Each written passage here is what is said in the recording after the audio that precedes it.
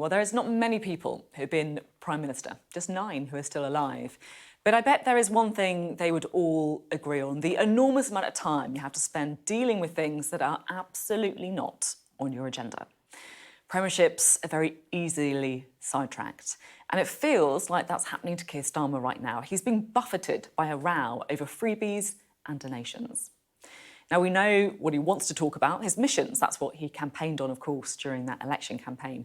But instead, now he's in office, well, he's spending his time having to deal with questions over how many Arsenal matches he's been gifted and who's paid for his wife's clothes.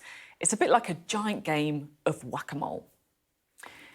And it's not about to get easier, because our Deputy Political Editor, Sam Coates, has been investigating as part of the Westminster Accounts project. Sam, what have you found?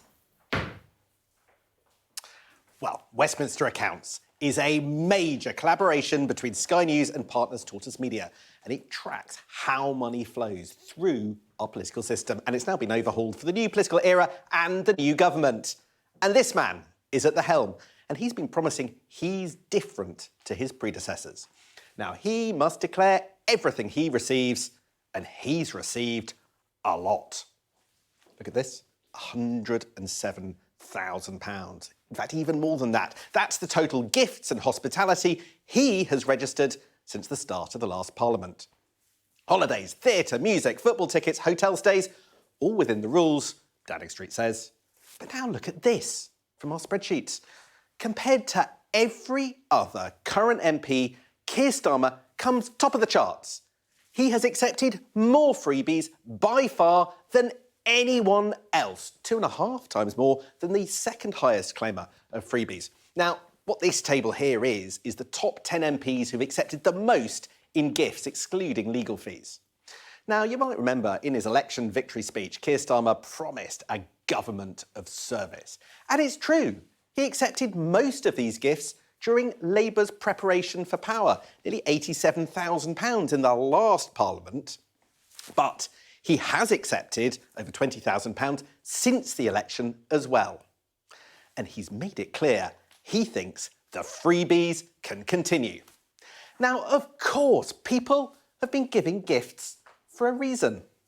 Specifically, these people. This is who have given the most gifts and hospitality to Keir Starmer. Wealthy donors, sports firms, music companies, media giants. And the list is topped by this man, Wahid Ali, the media and retail entrepreneur, also a Labour peer, who gave clothing and glasses and unspecified accommodation pre-election, and controversially received a pass to Downing Street in the early days of the Labour government. And his government giving doesn't stop there. He's also given clothing to Keir Starmer's wife, Victoria, which Number 10 didn't immediately declare. Now, Starmer's allies, even Starmer's allies, tell me that Wahid Ali's relationship with Keir Starmer's Chief of Staff, Sue Gray, is key to his importance at the moment.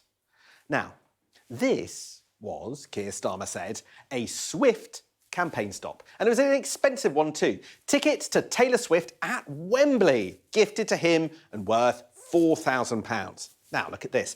The source of those tickets are one of the Prime Minister's top donors of freebies, the Premier League. They've given over £12,500 worth of tickets. You can see over here what they're for. They're to Taylor Swift and to a lot of football, including the Euros finals. Football.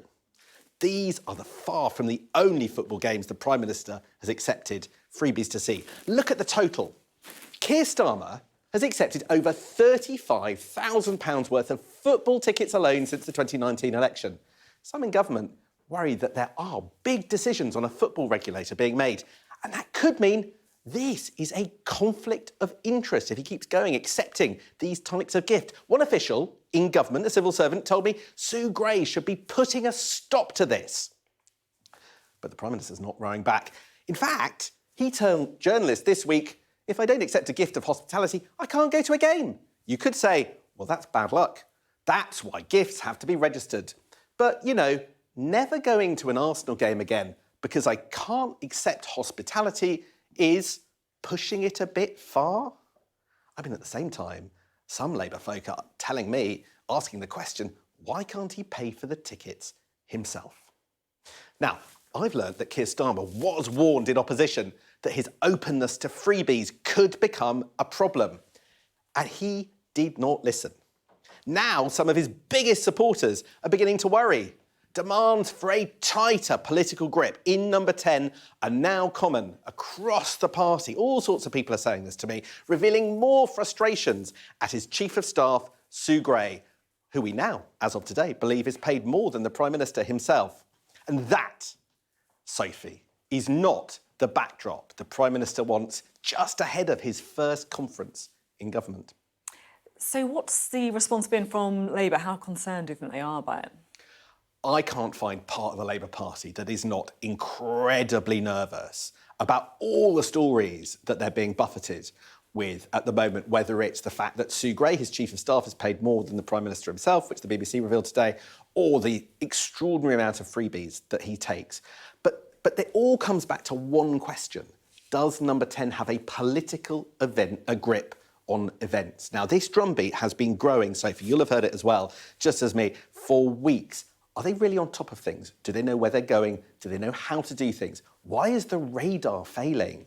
And whether it's salaries or whether it's freebies, there is concern all over the place that things just aren't being gripped. You mentioned there Sue Gray and the salary of Sue Gray. Just talk a bit more about this woman here.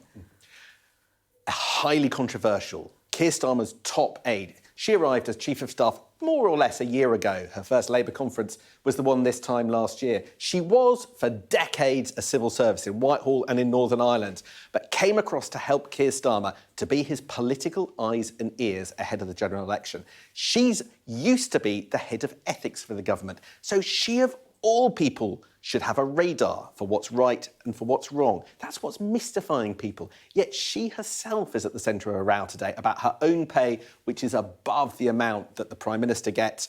Now, Number 10 and the government deny that she had any hand in her own salary, but clearly a lot of people don't quite believe that and has caused a lot of upset. The question really, I think, and I'm picking this up from a lot of people, is she gripping things enough? Is her political radar, given she was a civil servant for decades, quite good enough? Or does there need to be more people or even different people doing the job of Chief of Staff in Number 10? And someone's out to get her, because there's an awful lot of stories being leaked about her. That's my other takeaway. Sam, thank you very much indeed. Sam Coates there, our Deputy Political Editor.